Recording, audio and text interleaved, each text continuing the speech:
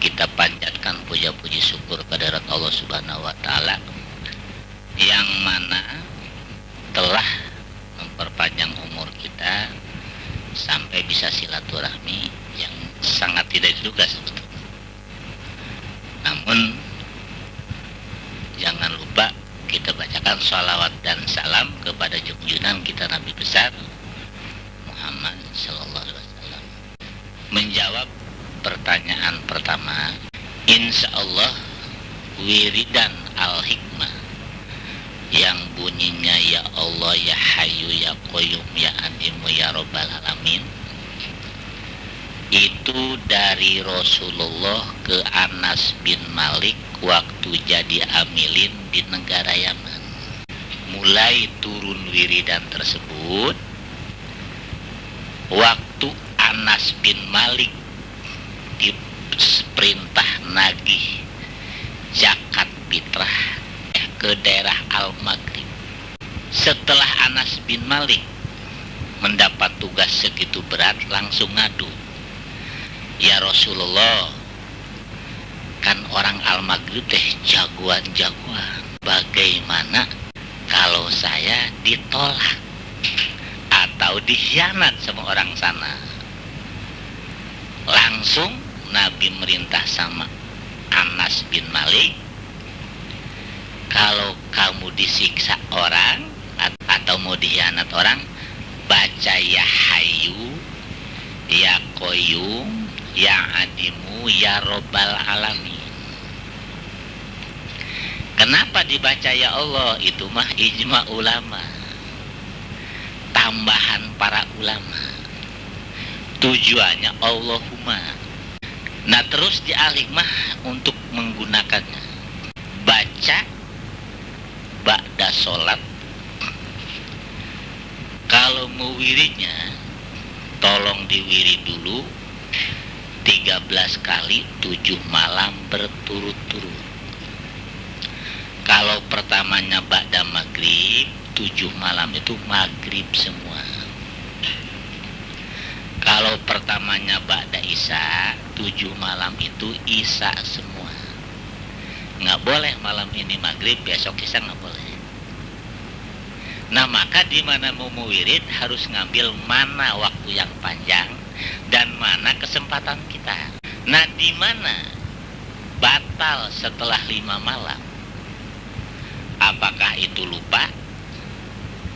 Apakah itu ketiduran? Itu harus kembali semula dari nol lagi.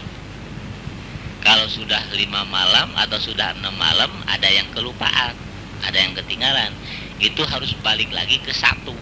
Nah kalau sudah selesai 7 malam, itu dianjurkan setiap waktu tergantung kemampuan. Kalau kita banyak mampunya, karena daripada nganggur saya lebih baik ngewirid, itu lebih bagus, karena kita cari pahala. Wirid itu cari pahala. Nah, kalau kita nggak mampu hanya 1 kali, nggak apa-apa. Malah nggak baca-baca aja, nggak jadi masalah. Namun nggak dapat pahala. Tuh, bacanya sedikit, pahalanya sedikit lagi. Bacanya banyak, pahalanya banyak lagi. Tidak membaca tidak masalah, namun tidak dapat pahala. Karena niat membaca wirid tersebut, niatnya barokah dari ayat yang dibaca, ilmu ingin manfaat. Tahap wirid memang kalau kita hobi, Pak Haji 13 sama cetek amat, pendek amat, belum kesel udah selesai. Oh itu mah orang bayi yang dikasih 13 mah. Orang baru lahir jangan langsung dikasih nasi aja, kasih air susu dulu, baru nestung, baru nasi yang bendulannya gede. Nah kita pun wirid kalau dikasih 13 sudah ngerasa masih nafsu, tingkatkan ke 33, 7 malam berturut-turut. Masih hobi, langsung lanjutkan ke-101. 7 malam berturut-turut. Masih hobi, tingkatkan lagi ke 1001. 7 malam berturut-turut. Karena Abah pernah fatwa sama saya, kalau kamu sudah ngewirid ya Allah ya Hayyu ya Qayyum ya Adimu ya Robbal Alamin 1001, 7 malam berturut-turut, insya Allah besi tua, senjata api, senjata tajam, termasuk nyamuk, insya Allah nggak mau gigi. Malah pernah saya ngomong tapi tidak banyak. Tidak banyak ngomong, tapi pernah saya omongkan. Kalau belum ngewirid 1001, jangan dulu banyak obatin. Karena apa? Si penyakit banyak yang lebih gagah masalahnya. Maka saya pernah mematwakan tapi tidak banyak. Jangan dulu terjun ngobatin kalau belum menyelesaikan wiridan ya Allah ya Hayyu Qayyum ya Adimu ya Rabbal Alamin 1001 selama 7 malam. Karena khawatir seperti itu, penyakit itu balik sama kita. Karena kita punya ukurannya wajib menolong orang, tapi lebih wajib menolong diri kita sendiri. Kalau masalah menggunakan al-hikmah, wirid harus dibaca ba'da sholat, tapi menggunakan dengan bahasa kita. Memang petunjuk dari wirid ya Allah ya Hayyu ya Qayyum ya Adimu ya Rabbal Alamin itu adalah untuk menutup di mana orang kebacok keluar darah, boleh ditutup dengan ya Allah ya Hayyu ya Qayyum ya Adimu ya Rabbal Alamin. Tapi kita ngeraskan perut sambil membaca itu jangan napas. Karena kalau menutup darah sambil napas tetap si darah kesedot, keluar lagi. Kalau saking yakinnya dan saking khusyuknya kepada Allah tidak napas, itu kadang-kadang rapet lagi. Tapi kebanyakan kita kan bimbang, mang, tapi nggak keluar darah pun udah ikut untung aja, walaupun tidak keluar darah. Itu. Nah maka disebut tadi penutup, walaupun kita menggunakan dengan bahasa kita. Contoh, di mana orang menyabut golok, sebelum dicabut kita bilang rapat, atau kita bilang jangan bisa. Dengan bahasa kita, dengan niat, tapi sambil mengeraskan perut. Tetap yang kerja itu adalah ya Allah, ya Hayyu, ya Qayyum, ya Adimu, ya Rabbal Alamin. Terus nyinggung selanjutnya, hujan. Apa jangan hujan? Bukan. Barangkali kita mau salametan, hujan supaya dihindarkan dulu. Itu bisa. Dari ya Allah, ya Hayyu, ya Qayyum, ya Adimu, ya Rabbal Alamin. Kalimatnya nutup tadi supaya dihindarkan dulu. Senjata api sama. Das umpamanya si pistol mau dicabut, rapat, insya Allah si senjata nggak bisa dicabut. Tapi gimana kalau sudah dicabut? Bilang jangan meledak, insya Allah si senjata tidak akan bisa meledak. Maka serbaguna. Umpama ada orang tiba-tiba ngomelin kita, wah, tutup aja, jangan bisa ngomong. Itu dia tidak akan bisa ngomong, karena ditutup dengan bilang jangan bisa ngomong. Tapi perut harus dikeraskan, menyebut itu lagi. Karena diumpamakan apa? Diumpamakan golok. Kalau mau pakai ngasah maka keburu ngebacokin. Tuh maka diasahnya ba'da sholat. Dimana mau menggunakan nggak usah ngasah lagi, tinggal niatkan. Maka dianjurkan setiap sholat baca tergantung kemampuan. karena tujuannya mengasah tadi. Waktu tenang ngasah, kita mau menggunakan nggak usah ngasah lagi. Bisa ke istri kalau istri kita rewel. Kenapa? Karena saya punya pengalaman. Sudah almarhum orangnya, tahu kalau perempuannya. Dulu dia pernah jadi ketua umum Yayasan Al-Hikmah. Namanya Letkol Hanafi. Punya istri lumayan. Marah sama satu orang ke tamu-tamu kesebor. Kalau dia pulang dari kantor, pembantu salah, itu semua kena omel. Kenapa kesebor? Karena dia nyiram kembang sampai wow, wow, wow, wow. Sampai saya duduk di ruangan tamu kesebor, kembangin bunga yang disebor kita di ruangan tamu kesebor. Setelah saya begitu mau pulang, saya bisik-bisikin aja, Pak. Nanti mah kalau dia lagi marah, bilang aja, jangan bisa ngomong. Kejadian lagi pulang dari kantor dia nyadap, ditutup sama suaminya. Akhirnya ngeburu. Jadi di antara nafsu dengan ilmu, ya ini dengu-dengu aja. Karena nggak mau sadar. Dia tidak akan bisa berhenti kalau nggak buru-buru sadar. Maka kalau ngerjain istri jangan lama-lama. Kalau dia nggak mau sadar, bilangin, sadar. Itu sangat baik. Sangat baik. Boleh untuk pimpinan. Karena ya pengalaman kerja. Pimpinan sama bawahan. Kalau pimpinan itu jangan pun pimpinan benar. Salah pun kalau lagi marah aja. Tapi kalau kita lawan, nggak ada untuk menang kalau bawahan. Nah punya ilmu, itu goib lawan goib namanya, boleh gunakan. Begitu pimpinan mau ngomong, jangan bisa ngomong. Nah insya Allah si pimpinan nanti ngebekuk deh, malu sendiri. Nah kita selamat ya, selamat. Itu namanya Al-Hikmah. Karena sering saya fatwakan, belum termasuk ilmu Al-Hikmah kalau belum bisa menyelamatkan musuh.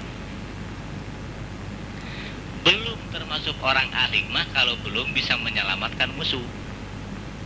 Kalau musuh sudah diselamatkan, itu baru orang Al-Hikmah, baru ilmu Al-Hikmah. Wah berat memang kalau itu berat. Memang kerjaan baik itu berat. Dimana kerjaan itu baik pasti sulit ngerjainnya, pasti berat ngerjainnya. Namanya juga barang baik. Setiap penutupan itu yang bekerja ya Allah, ya Hayu, ya Qayyumu, ya Adimu, ya Rabbal Alamin. Tapi bagaimana Pak Haji kalau sudah keluar? Golok sudah dipentang. Itu dijawabnya dengan Qayyumu yarjuku mayasha'ul quwwah. Karena dia mah untuk melepaskan barang yang sudah keluar. Contoh, pas golok dipentang, ayo. Siapa jagonya? Pama, ada orang yang ngamuk. Tuh, kita. Nah goloknya itu supaya terbang dengan niat lepas, tapi sambil mengeraskan perut. Itu yang bekerja Qayyumu yarjuku mayasha'ul quwwah. Sampai mengeluarkan satu penyakit, seperti orang kemasukan setan, digores Al-Hikmah supaya keluar. Dialah yang kerja. Dan lain-lain berupa melepaskan dari pihak yang jahat. Kalau itu mah ayat Quran di surat Al-Baqarah disebut ayat 5. Menyinggung ke selanjutnya, ilahi anta maksudi waridoka matlubi. Itu doa Nabi. Nabi mau lagu apa aja, mau bagaimana aja, pasti nyebut ya Allah, hasilkanlah maksud seluruh tujuan. Jadi ilahi anta maksudi waridoka matlubi.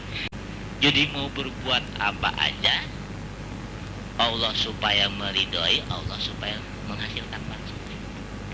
Itu warid Nabi. Nabi mah sampai mau sholat pasti baca itu. Nah akhirnya diakhiri oleh wa ufawidu amri Allah. Karena segala sesuatu sudah kupasrahkan kepada Allah. Yang ini ditutup nggak bisa begini, nggak bisa begitu, karena Allah. Yang ini dilepaskan bisa terbang dan ini karena Allah. Karena wa ufawidu amri ilallah, segala suatu perkara dipasrahkan kepada Allah. Kepada Allah. Kalau tanpa Allah nggak bisa. Jadi dari nabinya sudah saya jelaskan tadi, cara wiridnya sudah saya jelaskan tadi, hasilnya insya Allah lebih dari insya Allah nggak boleh. Kayak begitu tadi, karena dasarnya ilahi dengan wa ufawidu. Dasarnya, karena kita selalu minta keridhaan Allah, minta dihasilkan maksud oleh Allah, karena kita pasrah kepada Allah. Jumlah jamlehnya mah yang segitu hebat dan gagah tadi itu dua yang ini mah, yang nyetirnya mah dua. Ya Allah begitu hebat, koyumu begitu gagah. Si horeng yang mendampinginya mah ilahi dengan wa ufawidu amri ilallah tadi. Kalau kita nggak pasrah diri sama Allah, nggak bisa hebat begitu, nggak bisa. Dan tidak selalu mendoa minta keridhaan kepada Allah. Langsung ke wirid bismillahirrahmanirrahim. La tudrikuhul absar wa huwa yudrikul absar wa huwa latiful khabir. Kalau di Qur'annya mah la tudrikuhul absaru wa huwa yudrikul absara wa huwa latiful khabir. Itu kalau ngewirinya 13 7 malam berturut-turut, air keras supaya seperti air dingin, tapi tetap perut harus dikeraskan. Baca la tudrikul absar wa huwa yudrikul absar wa huwa latiful khabir. Bismillahirrahmanirrahim. Ya Allah, tolong dinginkanlah air keras seperti air dingin. Nah, insya Allah si air keras itu dipegang nanti tidak apa-apa. Kalau ngewirinya 13. Namun kalau diwirinya 1000 semalam, dipatwakan oleh Abah itu untuk rezeki. Kalau diwirinya 1 malam 1000 tapi didawamkan. Untuk selanjutnya wirid yang ke-1, Allahumma ja'alni mahbuban fi qulubil mu'minin wa basyirni wa bil goni ila mi'atin. Kalau menurut ilmu di situ kadang-kadang disebut ila mi'ata wa isrina sanah Allahu khairun hafido wa huwa arhamur rahimin. Alhamdulillahi rabbil alamin. Itu doa dari Rasulullah turun ke 3 sahabat, 4 riwayat. Anas bin Malik 2 riwayat. Ke sahabat Abi Yasari 1 riwayat. Ke sahabat Abi Umamah 1 riwayat. Namun 4 riwayat tersebut mempunyai tujuan begini. Sabda Rasulullah, siapa orang yang sudah mendawamkan Allahumma ja'alni mahbuban fi qulubil mu'minin wa basyirni wa bil goni ila mi'ata wa isrina sanah Allahu khairun hafido wa huwa arhamur rahimin. Alhamdulillahirabbil alamin. Itu akan diangkat derajat di akhirat. Nah, kalau sudah di akhirat diangkat derajat, udah masya Allah, udah pasti masuk surga. 4 riwayat tujuannya ke situ. Namun saya menemukan riwayat dari Abah bahwa Nabi pada waktu itu mau diserbu, mau dibunuh oleh 70.000 kafir dengan teriakan, hayo Muhammad bunuh, hayo Muhammad bunuh. Nah, pada waktu itu Rasulullah sedang sholat sunnah. Selesai sholat sunnah, langsung Rasulullah sambil berdiri membaca Allahumma ja'alni mahbuban fi qulubil mukminin wa basyirni wa bilgoni ilami atin boleh, ilami ata boleh, wa innahu khairun abida wa waramurhimin alhamdulillahirabbil alamin. Satu kali. Jadi kafir yang 70.000 itu berbalik kasihan. Yang tadinya mau membunuh ternyata tidak jadi. Maka dipatwakan oleh Abah, siapa orang yang membaca Allahumma ja'alni tadi, maka 70.000 manusia yang kasihan sama kita sekali baca. Sedangkan manusia di dunia kan miliaran. Nah, alhamdulillah riwayat dari nabinya tadi yang segitu hebat, di akhiratnya akan diangkat kemuliaan, diangkat derajat. Nah, konon diriwayatkan sama Abah pun begitu hebat, memuaskan. Nah, yang akhirnya berhubung pada waktu itu Nabi mendoanya sambil berdiri. Dan praktek sholat hajat adalah mendoanya berdiri. Maka dimasukkan ke doa sholat hajat. Gimana sholat hajat di Al-Hikmah? Atau sholat hajat yang kami keluarkan atau yang kami fatwakan? Sholatnya begini, usolli sunata litol bihajati rok'ataini lillahi ta'ala. Tuh, rokaat pertama setelah Fatihah baca suratnya idaja'at 3 kali sampai selesai. Rokaat kedua baca surat Ikhlas 5 kali sampai selesai. Setelah uluk salam baca Fatihah lagi 10 kali sambil duduk. Dari bismillah sampai waladhdallin 10 balik.